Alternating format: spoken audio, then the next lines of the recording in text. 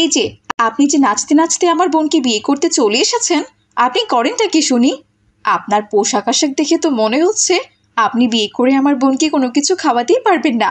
আপনার নিজেরই তো পোশাক কেনার মতো কোনো টাকা নেই, আবার এসেছেন আমার বোনকে বিয়ে করতে। তানিয়া থাম মা, এসব তুই কি বলছিস? সে আমাদের বাড়ির একজন মেহমান, আর তুই তাকে অপমান করছিস। আপনি চুপ করুন তো তানিয়ার বাবা। তানিয়া আবার কি এমন খারাপ কথা বলেছে? ও তো ঠিক কথাই বলেছে। আমার মেয়েকে যে বিয়ে করতে এসেছে তার চেহারা দেখে তো আমারই পছন্দ হয়নি। পোশাক আশাকের যা অবস্থা, এই ছেলে আমার মেয়েকে কি সুখে রাখবে বলুন তো? দয়া করে বেয়াদবি মাফ করবেন।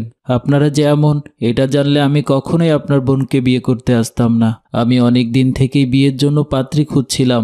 পাত্রী হতে হবে সৎ, ধার্মিক। তারপর আমাদের মহল্লার কেউ একজন মারিয়ার কথা বলল, তাই আমি ওকে দেখতে এসেছিলাম। কিন্তু আপনারা যে এত অহংকারী, আপনাদের কথা শুনে আমার খুব খারাপ লেগেছে। আপনাকে কে আসতে বলেছে শুনি? আপনি সৎ ধার্মিক মেয়ে বিয়ে করার জন্য খুঁজছেন, সেটা ভালো কথা। কিন্তু তাই বলে আপনি আমার বোনকে বিয়ে করতে চলে আসবেন?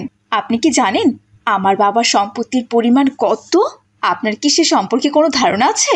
আমি সম্পত্তির জন্য বিয়ে করতে আসিনি বোন। আমি সত্যি বলছি বোন, আমি একজন সৎ ধার্মিক জীবনসঙ্গীর খোঁজে এসেছি। ইসলামী শরিয়া মোতাবেক আমি বিয়ে করে আমার স্ত্রীকে আমি ঘরে নিয়ে যাব। বিয়ের পূর্বেই যে মহারণা ধার্য করা হবে তার সমস্ত টাকা আমি নগদ বুঝিয়ে দিব। আমার কোনো টাকা পয়সার লোভ নেই বোন, আমার শুধু একজন দিনদার এবং পূর্ণবান স্ত্রী দরকার। এখন তো ওসব কথা বলবেনই, কিন্তু একবার বিয়েটা হয়ে গেলে তখন আমার বোনকে প্রতিদিন মেরে কিভাবে তার কাছ থেকে টাকা আদায় করবেন তার ফোন দিয়ে আটবেন, বুঝেছেন? আপনি কি ভেবেছেন মিষ্টি মিষ্টি কথা বললে আপনার কথায় আমরা পটে গিয়ে আমার বোনকে আপনার হাতে তুলে দেব? কখনো না। আমার ভালো করে জানা হয়ে গেছে আপনি এসেছেন আমার বাবার সম্পত্তি হাতিয়ে নেওয়ার জন্য। যান যান, এক্ষুনি বেরিয়ে যান আমাদের বাড়ি থেকে, বেরিয়ে যান বলছি। চুপ করবি তানিয়া, এইসব তুই কি বলছিস? আমি একবারও বলেছি যে আমার বিয়ের জন্য ধনী পাত্র লাগবে? ওসব ধনী বড়লোকে পাত্রর আমার কোনো দরকার নেই। আমার এই ছেলেকে পছন্দ হয়েছে, আমি ওকেই বিয়ে করব। ছি ছি ছি ছি ছি ছি, তোর পছন্দ এত নিচ আপু? তুই যে আমার বোন এটা ভাবতে আমার ঘৃণা লাগছে। এরকম গরিব ভিখারি মার্কা একটা ছেলেকে তুই বিয়ে করবি? ওকে দেখলেই তো মনে হচ্ছে ওর থাকার মতো কোনো জায়গাও নেই। ও তোকে কি সুখে রাখবে বলতো? সুখ দিয়ে টাকা কেনা চায় না রে বোন, সুখে রাখার মালিক হচ্ছে আল্লাহ। আল্লাহ যদি চান কাউকে গাছতলাতেও সুখে রাখতে পারেন, কিন্তু কারো অনেক দামি অট্টালিকাতে থেকেও তাদের মনে কোনো সুখ থাকে না। টাকা পয়সা বেশি থাকলে যে সুখ আসে এটা তোকে কে বলেছে? আমার দামি অট্টালিকার দরকার নেই। আমি যে সৎ ধার্মিক একজন পাত্র, আর আমি সেটা পেয়ে গেছি। আমি এই ছেলেকে বিয়ে করব। বাবা, তুমি বিয়ের ব্যবস্থা করো। আচ্ছা ঠিক আছে রে মা, তুই যেমনটা বলছিস সেটাই হবে। আমারও ছেলেটাকে খুবই পছন্দ হয়েছে। আমি এই ছেলের সাথেই তোর বিয়ে দেব। বাবা, শেষ পর্যন্ত তুমিও? তুমি তো এমন ছিলে না। আমাদেরকে একবার দেখো, আর এই ছেলেটাকে একবার দেখো। ওর সাথে কি আমাদের আত্মীয়তা মিলে? এমন কাজ তুমি করতে যেও না বাবা। ওই ছেলে আমাদের টাকা পয়সা হাতিয়ে নেওয়ার ধান্দা করছে। ও ভালো সেজে আপুকে বিয়ে করে নিয়ে যেতে চাচ্ছে। পরে দেখবে ঠিক মারধর করে আমাদের বাড়িতে পাঠিয়ে দেবে, তাও আবার টাকার জন্য, জানো? না রে মা, ছেলেটাকে আমার ভালো মনে হচ্ছে। ও এমন করবে না। ও গরিব হলেও ছেলেটা খুব ভালো। আমি ওর সাথে আমার মেয়ে মারিয়ার বিয়ে দেব। কিন্তু বাবা। আর কোনো কিন্তু নয়। আব্দুর রাজ্জাক আর কারো কোনো কথাই শুনল না। সে ওই ছেলের সাথেই মারিয়ার বিয়ে দিয়ে দিল। মারিয়ার স্বামীর বাড়িতে চলে গেল। মারিয়ার বিয়ে হওয়ার পর তানিয়া আরো বেশি অহংকারী হয়ে উঠল। বাবা, বাবা, আমার আজ 10 লাখ টাকা লাগবে। কি বলিস মা? 10 লাখ টাকা? 10 লাখ টাকা দিয়ে তুই কি করবি মা? কি করব সেটা তোমার শুনতে হবে না বাবা, আমার টাকা লাগবে। আমি তোমায় বলে দিয়েছি আমাকে এখন টাকা দেবে, ব্যাস। আমি আর কোনো কথা শুনতে চাই না। মারে, তুই একজন মেয়ে মানুষ, মেয়ে মানুষের ঘরেই থাকতে হয়। তোর বোন মারিয়াকে দেখ মা, মেয়েটা আমার কত ভালো। গরিব একজন ছেলেকে বিয়ে করে সুখের সংসার করছে। কি বলো বাবা, ওটাকে তুমি সংসার বলছো? ওসব বস্তির সংসার আমার করা লাগবে না। আমি তো বিয়ে করব কোটিপতির ছেলেকে, ওসব গরিব ভিখারি মার্কা ছেলেকে নয়, বুঝেছো? মারে, সব বড়লোক ছেলেরা কিন্তু ভালো হয় না। ওরা গাড়ি পাল্টানোর মতো মেয়েদের পাল্টে ফেলে। তোকে বিয়ে করে নিয়ে যাবে ঠিকই, কিন্তু দেখবি কিছুদিন পর তোকে ডিভোর্স দিয়ে তাড়িয়ে দেবে। কি যে বলো না বাবা, আমার কখনো ডিভোর্স হবে না। ডিভোর্স হলে তোমার ওই ভিখারি মেয়ে মারিয়ামের হবে, আমার না।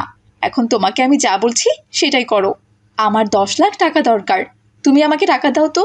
মারে, এখন আমার কাছে অতগুলো টাকা ক্যাশ নেই। ধুর বাবা, ক্যাশ নেই তাতে কি হয়েছে, আমার অ্যাকাউন্টে পাঠিয়ে দাও। আমি বন্ধুদের সাথে বেরিয়ে গেলাম, 15 মিনিটের মধ্যেই আমার অ্যাকাউন্টে যাতে টাকা চলে আসে এই আমি বলে দিলাম। এই বলে তানিয়া সেখান থেকে চলে গেল। তানিয়া চলে যাওয়ার পর আব্দুর রাজ্জাক তার স্ত্রী রেহানাকে বলল, দেখেছো রেহেনা, তোমার ছোট মেয়ে কি বলে গেল? ওর নাকি 10 লাখ টাকা চাই। দিন দিন ওর চাহিদা বেড়েই চলেছে। এত টাকা দিয়ে ও কি করে? গত মাসেও তো আমার থেকে প্রায় 5 লাখ টাকা নিয়েছে, আর এই মাসের শুরুতেই আবার 10 লাখ টাকা চাচ্ছে। আরে এইসব আপনি কি বলছেনটা কি? মাত্র 10 লাখ টাকাই তো আমার মেয়ে চেয়েছে, 1 কোটি টাকা তো আর চাইনি। আমার কি টাকা পয়সার অভাব আছে? আমাদের এত টাকা পয়সা ও খাবে না তো আর কে খাবে? নাকি তোমার ওই ভিখারি মেয়ে মারিয়ামের জন্য রেখে দিয়েছো শুনি? সবকিছুর মধ্যেই তুমি মারিয়াকে কেন টেনে আনো রেহেনা? মারিয়ার বিয়ে হয়ে যাওয়ার পরে পুরো 1 বছর হয়ে গেল, কই একবারের জন্য কি ও আমাদের বাড়িতে এসেছে? না তোমাকে ফোন করে বলেছে যে আমার টাকার দরকার? সে গরিব ছেলেকে বিয়ে করেও সুখে আছে, কিন্তু তোমার এই মেয়ে কোনোদিন সুখী হতে পারবে না। সুখী হতে পারবে না তোমাকে কে বলেছে? দেখেছো তুমি, ও রাজকুমারীর মতো জীবনযাপন করছে, আর তোমার বড় মেয়ে মারিয়া ফকিরের মতো চলছে। তাই এত কথা না বলে ও যে টাকাটা চেয়েছে সে টাকাটা তুমি ওকে দিয়ে দাও। এরপর আব্দুর রাজ্জাক তানিয়ার অ্যাকাউন্টে 10 লাখ টাকা পাঠিয়ে দিল। বিকেলবেলা তানিয়া তার বন্ধুদের সাথে পার্টির আয়োজন করলো। পার্টিতে মদ খেয়ে তানিয়া রাতের বেলা ঘরে ফিরল। হে কি মা তানিয়া, তুই এভাবে ঢোলাঢুলি করছিস কেন? কি হয়েছে রে মা? কিচ্ছু হয়নি বাবা, আমি বন্ধুদের সাথে একটু পার্টি করেছি তো, পার্টিতে একটু মদ না খেলে হয়, তাই মাথাটা একটু ঘুরছে। রুমে গিয়ে একটু ফ্রেশ হয়ে একটা ঘুম দিলে সব কিছু ঠিক হয়ে যাবে। কি বললি? তুই মদ খেয়েছিস? দিন দিন তুই কিন্তু সবকিছু লিমিট ক্রস করে ফেলছিস। তুই ভুলে যাস না তুই রাজ্জাক সাহেবের মেয়ে। এই মহল্লায় আমার একটা মান সম্মান আছে, তোর জন্য আমি সেই মান সম্মান হারাতে পারবো না। আরে কি যে বলো না বাবা, মান সম্মান হারাবে কেন? আমি তো তোমার মান সম্মান আরো বৃদ্ধি করে দিয়েছি। সবাই জানুক রাজ্জাক সাহেবের মেয়ের কত টাকা, তার মেয়ে মদ খেয়ে উড়ালেও শেষ হবে না। তোমার টাকার জন্যই তো আমার বন্ধু বান্ধবীরা সব সময় আমার পিছে পিছে ঘুরঘুর করে, জানো বাবা? তখন নিজেকে না একেবারে রাজকুমারী মনে হয়। যাই হোক বাবা, আমার খুব ঘুম পেয়েছে। গুড নাইট বাবা। হায় আল্লাহ, হে আমি কাকে জন্ম দিয়েছি? আমার মেয়ে এসব কি কথা বলছে? না না না, এভাবে ওকে আর চলতে দেওয়া যাবে না। আমাকে তানিয়ার বিয়ের ব্যবস্থা করতে হবে, তা না হলে ও আর ভালো হবে না। এরপর রাজ্জাক সাহেব ঘটককে তানিয়ার বিয়ের কথা বললেন। তারপর ঘটক একজন ভালো ছেলে দেখে আব্দুর রাজ্জাকের বাড়িতে নিয়ে এলো। বাহ, মেয়ে তো দারুণ দেখতে রাজ্জাক সাহেব। আপনার মেয়েকে আমার খুব পছন্দ হয়েছে, আমার ছেলের সাথে খুব মানাবে তাকে। তা বৌমা, তুমি কি কি রান্না বান্না করতে পারো? নামাজ কালাম পারো তুমি? কোরআন পড়া জানো মা? আরে আপনার কি মাথা টাথা খারাপ হয়ে গেছে? আমাকে রান্না বান্না জানতে হবে কেন? আমি কি আপনাদের বাড়িতে খাবারের হোটেল খুলতে যাব নাকি? আমি আমার নিজের বাড়িতে কোনোদিন রান্না করিনি। আর কি করে ভাবলেন আপনাদের বাড়িতে গিয়ে রান্না করব? রান্নার জন্য কাজের মেয়ে রেখে দিবেন, বুঝেছেন? আর তা না রাখতে পারলে আপনি নিজে আমাকে রান্না করে খাওয়াবেন, বুঝেছেন? এইসব তুমি কি বলছো মা? আমি তোমাকে কাজ করে খাওয়াবো? আমি বয়স হয়ে গেছে বলেই তো আমি আমার ছেলেকে বিয়ে করাতে চাচ্ছি, কাজে কামে সাহায্য করবে বলেই তো। তো আপনার কি মনে হয় আমি কি আপনার বাড়ির কাজের মহিলা হতে যাচ্ছি? এটা আপনি কি করে ভাবলেন? আর তাছাড়া ওসব নামাজ কালাম কোরআন পড়া আমার জন্য না। চাইলে আপনি আমার থেকে একটা গান শুনতে পারেন। বাবা রিয়াদ, এইখানে আর থাকা যাবে না বাবা। এই মেয়েকে বিয়ে করলে তোর জীবনটা শেষ হয়ে যাবে, সাথে আমার জীবনটাও রে বাবা। তাড়াতাড়ি চল এখান থেকে। এই কথা বলে বরপক্ষের লোকজন সেখান থেকে উঠে চলে গেল। তানিয়ার এমন দুর্ব্যবহার দেখে রাজ্জাক সাহেব খুব কষ্ট পেল। মনের কষ্টে রাজ্জাক সাহেবের হার্ট অ্যাটাক হয়ে গেল, আর সাথে সাথেই তিনি মারা গেলেন। রাজ্জাক সাহেব মারা যাওয়ার পর তানিয়া তার ব্যবসা থেকে টাকা নিত আর বন্ধুদের নিয়ে আমোদ ফুর্তি করে উড়িয়ে দিত। আস্তে আস্তে তাদের ব্যবসাও শেষ হয়ে গেল। এখন আর তাদের অবশিষ্ট কোনো কিছুই রইল না। এই অবস্থা দেখে তার মা বলল, এসব তুই কি করলি মা? তোর বাবা মারা যাওয়ার পর সমস্ত সম্পত্তি তুই আমোদ ফুর্তি করে উড়িয়ে দিলি, বন্ধুদের সাথে মদ খেয়ে পার্টি করে এখন তো আমাদের আর কোনো কিছুই থাকলো না, শুধু এই বাড়িটা ছাড়া। এখন আমরা কি খাবো বলতো? কিছুই তো বুঝতে পারছি না রে মা। মা, সত্যি আমার অনেক বড় ভুল হয়ে গেছে।